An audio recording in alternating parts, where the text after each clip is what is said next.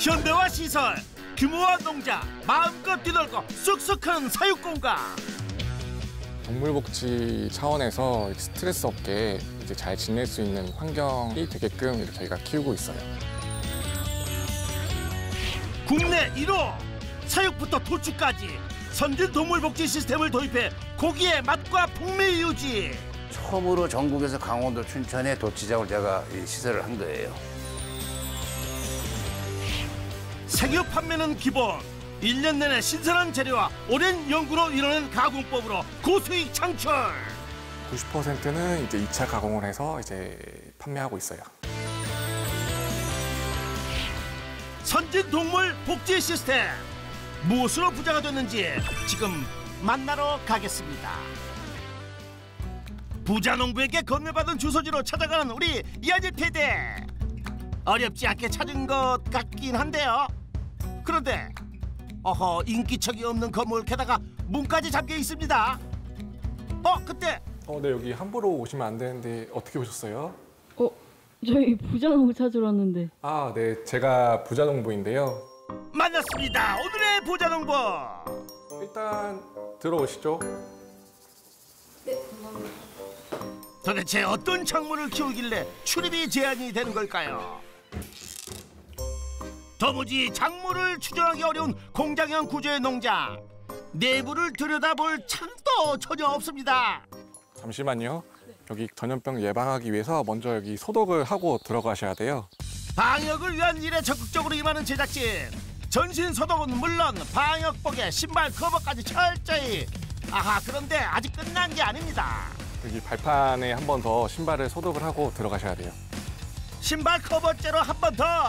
방역의 끝판왕인데요. 부자농부도 예외일 수 없습니다. 이제 공개하겠습니다. 안전고리까지 잠겨두고 있던 부자작물 드디어 공개됩니다. 우와, 이게 다 뭔가요? 낯선 방문자의 도망치기 바쁜 모양입니다. 이게 바로 저를 부자로 만들어준 아이들입니다. 얘네들이 뭐예요? 얘는 지금 꺼벙이라고. 꺼벙이라고요? 아니, 모를 수도 있지. 너무 하시는 거 아니에요? 꿩 병아리를 꺼벙이라고 불러요. 그래서 꺼벙이들이 지금 이 안에 지금 다 있습니다. 꿩의 병아리를 일컫는 꺼병이. 꺼벙이 아니죠, 꺼병이. 맞습니다. 꿩으로 연매출 27억을 올리고 있는 동재헌입니다. 꿩 사육 7년차 연매출 27억원의 동전 부자농부를 소개합니다. 농지 면적 약 4,900제곱미터 농장에서 꿩을 사육해 27억 원 매출을 올리고 있다는 부자농부. 여여여 귀여운 꺼병이를 어떻게 키우고 있는 건지 숨겨진 비법들을 하나하나 싹싹 파헤쳐 보겠습니다. 민가와 떨어진 숲에 퍽 쌓여있는 꿩 농장. 외부와 접촉 없이 시설에서 사육되는 꿩. 하지만 야생성은 그대로라 경계심이 아주 심한 편입니다. 도망치는 속도가 총알이 따로 없고 체구가 아주 작은데 태어난 지는 얼마나 됐어요? 얘네들은 지금 한 22일, 23일 정도 됐고요. 지금으로부터 한 5개월 정도 뒤에 이제 성꿩이 돼갖고 이제 출하할 수 있는 시기가 됩니다. 불과 25일 전만 해도 갑부와의 보송한 솜털로 종종 거렸던 꺼벙이들. 그새 털갈이를 하고 깃털이 자라 작은 꿩의 형체를 하고 있습니다. 앞으로도 25일 정도가 더 지나면 깃털로 암수 구별이 명확해질 정도로 성장한다는데요. 장기라고 불리는 수컷은 깃털이 화려해지고 까투리라고 불리는 암컷은 꺼병이 때 색깔 그대로 몸집만 커진다고 하네요. 그런데 꿩은 뒷전이고 엄한 바닥을 뒤적이는 부자농부 뭐 하세요? 지금 이제 꿩 상태를 확인하려고 바닥에 있는 변을 이제 확인하고 있어요. 이 변을 보시면은 이렇게 약간 소라똥 같이 이렇게 생겼잖아요. 그러면 이제 약간 건강하다고 이렇게 보시면 될 것 같아요. 아픈 얘들은 보시면 약간 설사 이런 식으로 많이 싸거든요. 그러면 이제 거기에 맞는 이제 처방을 해줘야 돼요. 6개월간의 사육 기간 중 폐사율이 가장 높은 꺼병이 시기에 수시로 병변을 살피고 바로 처방을 해주는 것이 중요하다고 합니다. 더 건강하게 키우려면 잘 먹여야겠죠. 밥 시간입니다. 급류보다 빠르게 자동 급여되는 사료. 기다렸다는 듯이 꽁들이 사료통에 머리를 조아립니다. 그나저나 꽁은 뭘 먹여요? 여기 보시면은 저희는 이걸 먹입니다. 꽁 사료는 뭐 특별한 게 있나요? 이게 꿩 대신 꽁 대신 닭이요? 닭사료입니다. 꿩 전용 사료는 없고요. 이제 닭 사료를 해서 저희가 먹이고 있어요. 닭 사료지만 부족함 없는 영양 성분으로 두세 달마다 약 3톤의 사료를 들여오는데요. 한참 커야 하는 꺼병이 때는 2시간마다 자동 공급한다고 합니다. 지금 이 사육장 크기는 200평 정도고요. 200평 정도면은 꿩을 한 10,000수 정도 이렇게 키울 수 있는 평수고, 지금 현재는 한 5,000수 정도만 넣고 키우고 있어요. 총 3만 수를 사육할 수 있는 조건이지만 5,000수씩 15,000수만 키우는 이유가 있나요?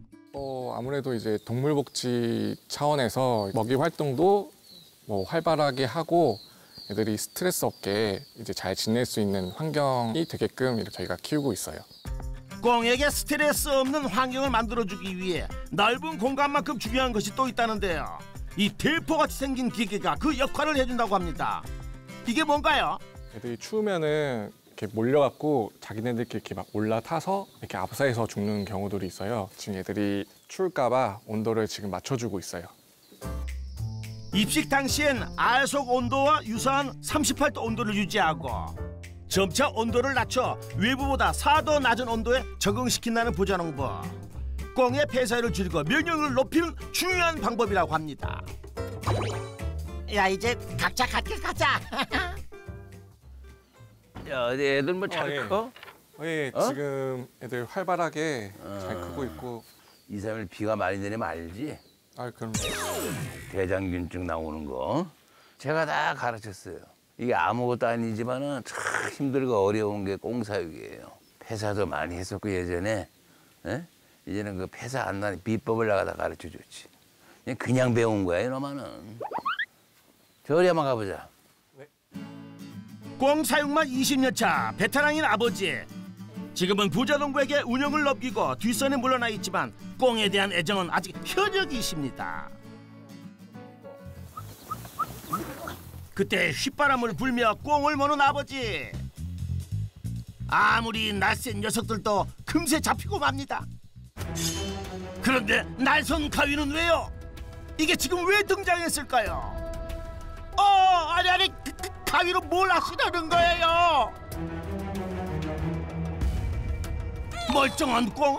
그런데 부리가 뭉툭해졌네요. 꽁들이 부리가 아주 손끝까지 날카로워요. 그래서 습관적으로 쪼는 습관이 있다고. 쪼면 피가 생기잖아. 그럼 애들이 뻘건 게 있으니까 희한해가지고 막 집중적으로 수십 마리, 수백 마리 공격을 해. 그걸 카니발 증세라고 하는데 그거를 우리가 미연에 방지를 하기 위해서 부리를 싹 잘라주고 그랬어요. 꽁의 카니발 증세는 날카로운 부리로 깃털이나 항문을 쪼아 털을 뽑거나 상처를 내 폐사를 유발하기도 합니다. 애들이 다 이렇게 쪼아먹는 습성이 있어갖고 그냥 보이는 대로 그냥 다 쪼아먹어갖고 얘가 막 이렇게 다친 것 같습니다. 부리를 잘라줘도 생기는 부상들. 만약에 안 잘라줬었다면 더 심각한 부상을 입었을 거라고 합니다. 부리를 잘라주는 위치는 어떻게 되나요? 열처리를 해가지고 그냥 소독을 한 다음에 여기를 딱 잡고 바로 이 코 밑에 여기를 그냥 왁 잘라줍니다. 그러나 손발톱처럼 계속 자라는 것이 꽁의 부리. 아니 그런데 설마 15,000마리를 출하할 때까지 수시로 부리를 잘라줘야 하는 건가요? 신경을 차단하다 보면 부리가 자라지 못해. 예? 성꽁이 되더라도 뭉툭해져 이렇게. 서로 쪼아서 폐사시키는 일을 방지를 하는 거죠. 부자농부의 성공 비법 첫 번째, 환경관리와 부리 절단으로 폐사율을 줄여라. 지금은 폐사율 5% 미만을 기록하며 꽁 박사라고 해도 무색할 정도지만 꽁 사육 초기엔 이유도 모르고 참 많은 꽁을 보내야만 했답니다. 예전에는 이러한 이 신개념의 이 축사가 아니고 비닐하우스에다가 그냥 그 천막 두르고 보온덮개 둘러가 하다 보니까 연료비는 연료비들이 들고 또 좁은 그 사육장 안에서 일주일 안에 서로 그냥 이 약한 놈만 죽어버리는 거야. 만약 10,000마리를 집어넣었다면 막 2,000마리, 3,000마리 막 죽고 그랬어. 이유가 뭔가 알 수가 없는 거예요. 수의사들한테 와서도 은혜도 해보고 병도 없고 그분들도 모르겠대. 꿩의 잦은 폐사로 고민하던 때 설상가상 임대 중이었던 사육장에서도 쫓겨나게 된 부자농부. 수천 마리 꿩들을 데리고 사육장을 찾아 헤매야 했습니다. 그러나 고진감래라고 새로 얻은 넓은 부지에 현대식 자동화 사육장을 올린 부자농부. 그 덕분에 꺼병이 때부터 추락까지 이동 없이 사육이 가능해져 폐사율까지 확 줄었다고 합니다. 사육장을 주니까 완전히 이런 호텔은 없지 뭐. 10,000마리만 들어갈 텐데 1,000마리뿐이 안 들어가다 보니까 모든 면에서 만족스럽거든. 만족스러우니까 죽지가 않아. 죽으라 고사지대도 안 죽어. 위기가 기회가 되어 좁고 온도 조절이 안 됐던 사육장 환경을 개선하고 사육 방식까지 체계를 갖추자 폐사율 걱정 없는 꿩 부자농부가 됐다고 합니다. 개선된 것은 사육장뿐만이 아닙니다. 한여름에도 신선도를 유지할 수 있는 냉동 창고.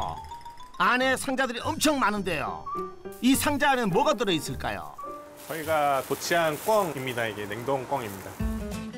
아하, 이 상자들이 모두 판매하려고 냉동시켜 놓은 꿩이로군요. 아니요. 이대로 판매하지 않고요. 이거를 2차 가공을 해서 판매하고 있어요. 2차 가공이요? 냉동육 판매 대신 선택한 2차 가공법. 그런데 가공법 알려주셔야죠. 갑자기 어디 갔어요? 대표님 여기가 어디예요? 여기가 저희 2차 가공하는 공장입니다. 과연 꿩으로 만드는 2차 가공품은 뭘까요? 시원하게 공장 내부가 공개된다는데. 잠시만요. 옷 먼저 갈아입고 들어갈게요. 사육장과 가공 공장, 방역복과 위생복을 매일 갈아입는 부자농부. 번거롭긴 해도 소홀히 하는 법이 없습니다. PD님이랑 감독님도 같이 갈아입으셔야 돼요. 여기는 이제 햇삽 관리하는 업장이라서 옷을 다 갖춰 입고 이제 소독하시고 이제 들어가셔야 됩니다. 연희 PD도 카메라 감독도 위생복 착장. 손은 깨끗하게 커버 씌운 발도 한 번 더 서도 먼지 한 털도 허락할 수 없다는 기세로 공장 방역지침을 철저하게 지켰습니다. 이제 들어가실까요? 이쪽으로 오시면요. 부자농부의 안내로 도착한 꿩 2차 가공 공장. 뭔가 바삐 재료를 손질 중인 직원들. 꿩으로 뭘 만드시나요? 2차 가공으로 이제 꿩 만두를 만드는데 만두 소를 만드는 지금 과정을 하고 있는 중입니다. 꿩 만두요? 아하, 그래서 갖은 채소들이 모두 다져져 있었군요. 생무의 물기를 쫙 빼 식감을 살리고 갖은 채소들을 아낌없이 넣습니다. 만두소를 이것만 넣어도 맛있겠는데요. 잘하고 있는 거야? 네. 잘하고 있어요. 잘하고 있다고 큰 소리처럼 커도 잔뜩 긴장하는 부자농부. 누구시길래 긴장하시는 거죠? 이분은 저희 그 공장장님이세요. 아하, 공장장님. 공장장님 한마디에 우왕좌왕하는 부자농부. 직원 앞에서 너무 긴장한 거 아니에요? 직원은 아니고요. 저희 어머니세요. 어머니시구나. 안녕하세요. 저희 어머니가 이제 만드신 레시피로 제가 이어받아서 이제 만들고 있습니다. 오래됐죠. 남편하고 같이 이제 하니까 나 혼자 하는 것이 아니고. 만드는 과정이 또 시행착오가 있었을 것 같은데. 많이 실패 많이 했어. 잘 안 먹어지더라고. 자꾸 만지니까. 만두소의 마지막 재료가 등장합니다. 이거는 꿩 고기입니다.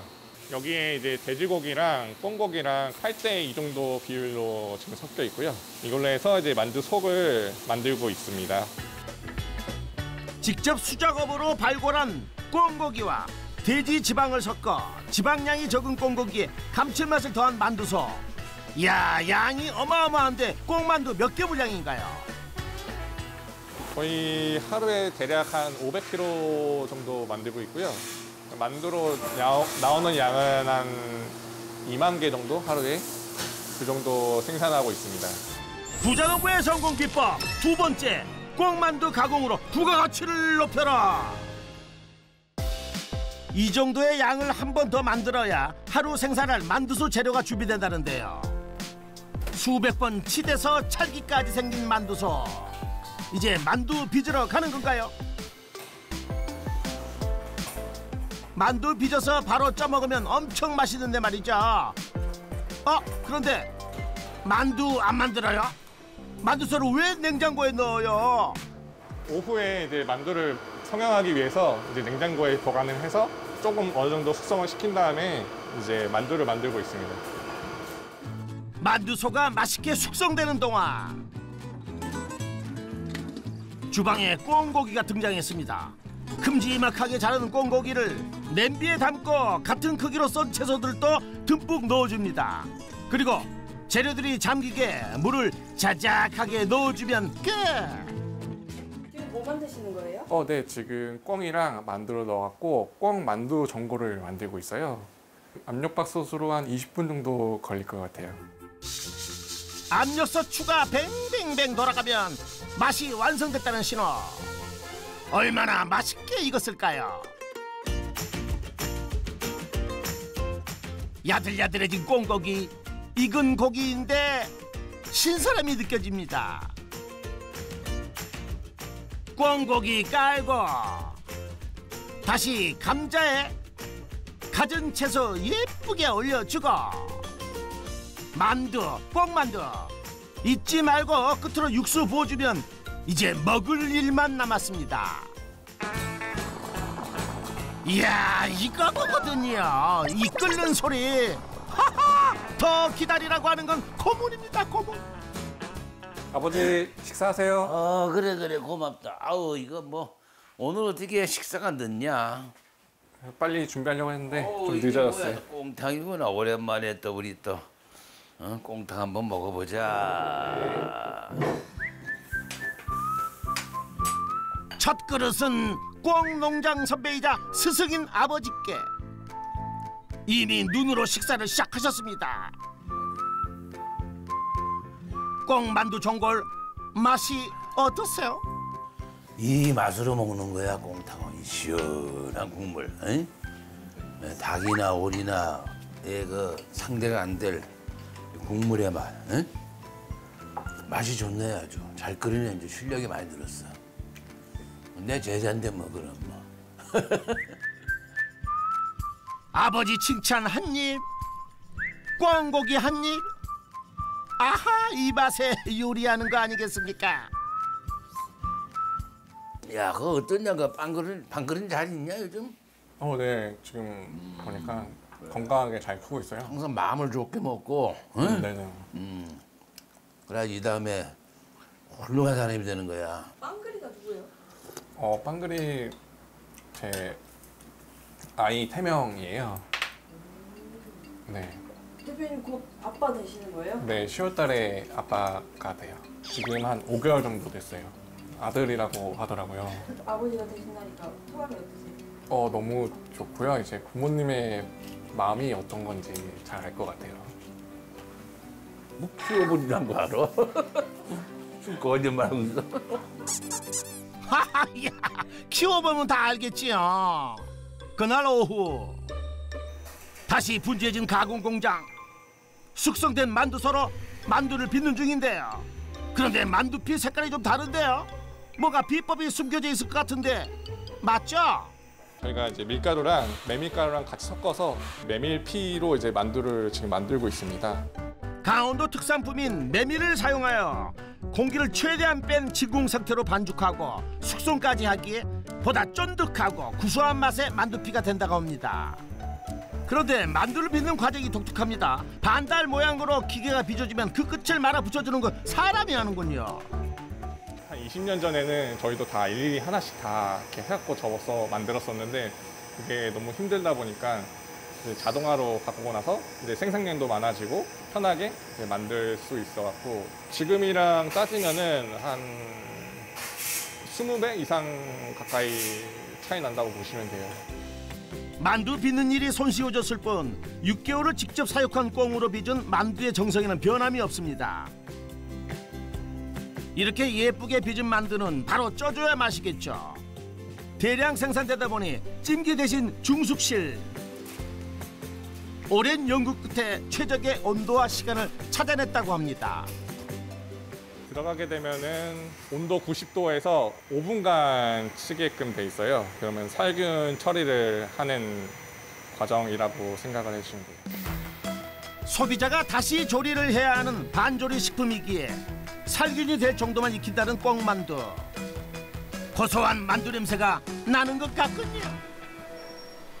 드디어 꽁만두가 다 쪄졌습니다. 뜨거운 김에 희미해진 씨앗처럼 만두 맛이 궁금해 정신이 혼미해질 지경입니다. 어서요 저를 좀 먹어주세요 하는데요. 우와 꽉 찬 소가 그냥 아우 침이 그냥 바로 찐 만두를 혼자 먹으면 이건 반칙이죠. 네, 잘 쪄졌어요. 엄청 맛있는데요. 피디님도 한번 드셔보시겠어요?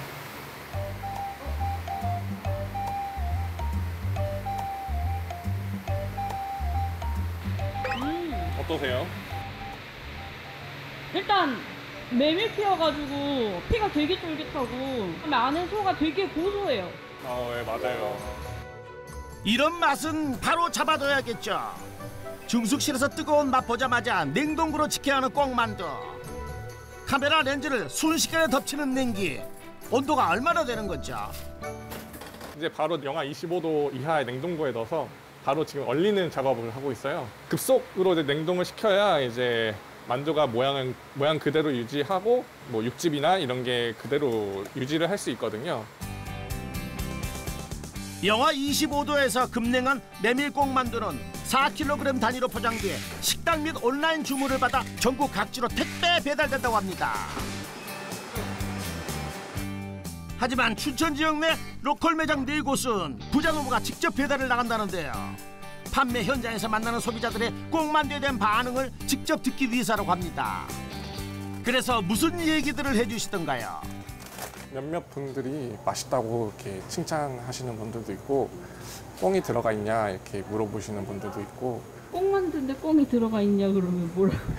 당연히 꽁 들어가 있다고 저희가 직접 이렇게 사육을 하고 있다고 이렇게 말씀을 드리죠. 다들 아 정말요? 이렇게 하고 많이 놀라시더라고요.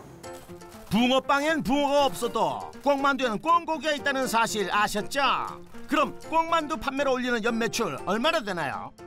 저희는 꽁만두 판매로 연매출 20억 올리고 있습니다. 부자농부의 농가 수익 꽁만두 가공 판매로 연매출 20억 원. 지금은 찾아주는 분들이 많은 꽁만두. 하지만 처음부터 꽁만두를 만들기 위해 꽁을 키웠던 게 아니었답니다. 키워놓으니까 팔 데가 없네. 에? 장사하는 그 중간 도매상들이 6,000원에 가져, 5,000원에 가져, 밑져서 가지고 가. 팔면은 팔지만 다 밑져서 파니까 빚만 지는 거야. 빚도 엄청 졌어요. 밑지는 장사에 팔아도 손해만 보는 상황. 그러다 문득 어릴 적 어머니가 해주시던 꽁만두가 떠올랐다는 부자농부 아버지. 생육으로 판매하지 못한 꽁으로 직접 꽁만두를 가공해 판매하기 시작했답니다. 고객 반응은 뜨거워졌습니다. 게다가 꽁 사육부터 꽁만두 가공까지 모두 하는 농가로 입소문이 퍼지면서 거래량은 급속도로 늘어났습니다. 지금 전국에 한 500여 군데가 돼요, 우리 거래처가. 많은 양을 공급을 하고 있고 특화된 만두죠, 특화된 꽁만두. 저희 아버지가 이렇게까지 이렇게 일어서 이렇게 만들어 주셔갖고 저는 좀 더 이렇게 열심히 해갖고 좀 더 크게 이렇게 성장해 나갈 생각이 있습니다. 꽁만두 출하 후 한가해진 가공 공장. 부자가 함께 보여줄 곳이 있다며 제작진을 안내하는데요. 무슨 비법 공개라도 하나 했더니 에이? 칼? 가스? 여기가 뭐 하는 곳이에요? 아, 여기가 우리 뭡니까? 소규모 농장 하는 분들의 꿈에도 그리던 자가 도축장입니다. 자가 도축장이요? 꽁은 처음으로 전국에서 강원도 춘천에 도치장을 제가 시설을 한 거예요. 꽁으로서는 전국의 대한민국 최초로. 대한민국 최초 꽁 도치장. 아하. 이게 바로 닭을 잡는 샤클이라고 하는 것이 닭다리를 거는 거예요.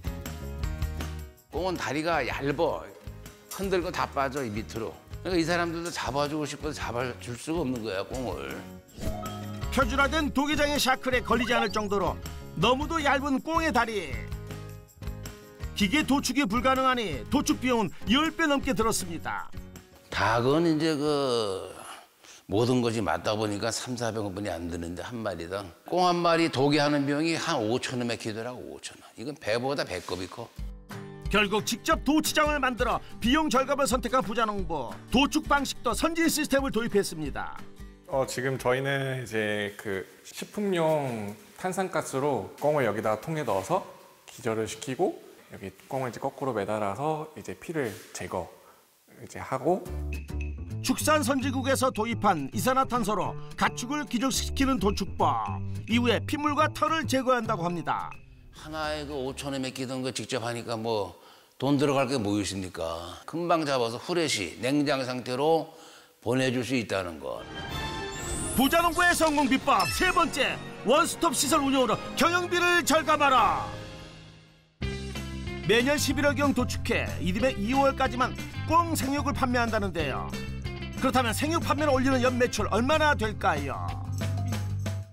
지금 꽁 생육 판매로 연 매출 7억 원을 올리고 있습니다. 부자농부의 농가 수익, 꽁 생육 판매로 연 매출 7억 원.